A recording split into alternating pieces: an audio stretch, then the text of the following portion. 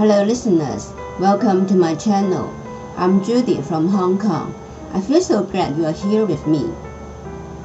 In 2014, I wrote a book named A Silent Strong Man to cherish the memories of my father, who passed away the previous year from a fatal illness.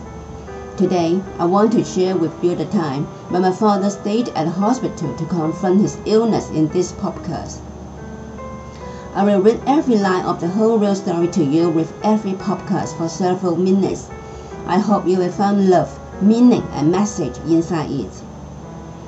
A Silent Strong Man. Chapter 1. Continued.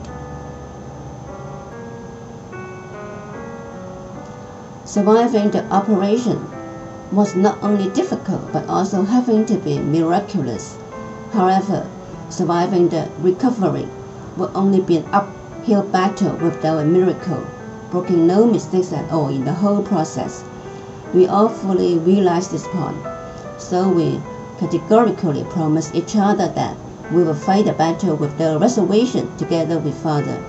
Such was the promise, so invulnerable to break, that told us Father would definitely succeed in completing the whole recovery.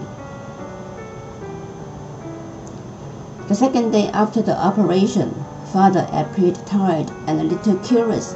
He seemed to want to know how the situation he actually was. Nagging or bothering others was never Father's style.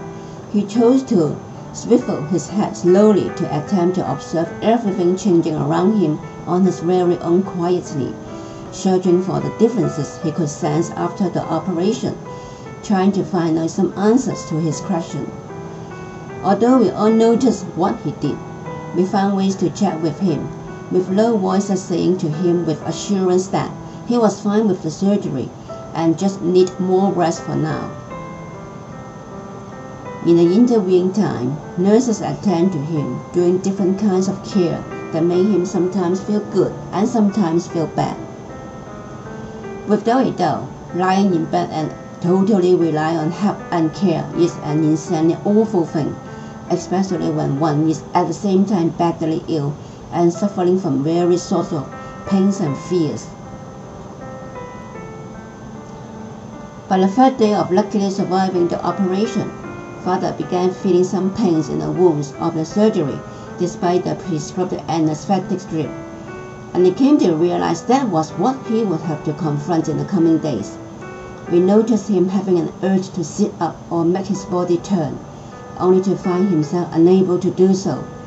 Standing beside him, we failed to think of anything to do. There was an immediate heartbreak set in. The only way to prevent the atmosphere from getting worse was to talk. And fortunately, Father grasped our goodwill and chatted with us about the topic we found. No topic would be better than that of the coming Chinese Dragon Boat Festival that we found interesting and meaningful. We initiated with the sticky rice dumplings Father and Mother make for us every year on this day.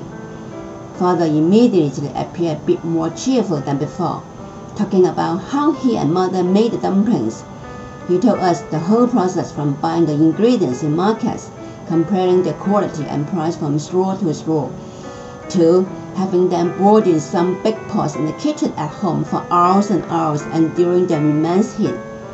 At last, he told us how satisfied he and Mother were when the dumplings came out served as handsome and tasting good.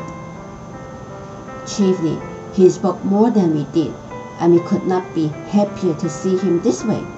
We let him talk, being glad to be his listeners, with us sometimes smiling and sometimes laughing as we walk. Thanks for listening. I will go on reading the story to you in my next podcast. If you want to hear out the story with me, please subscribe to my channel, and you will not miss any bit of it. See you in my next podcast, and have a nice day.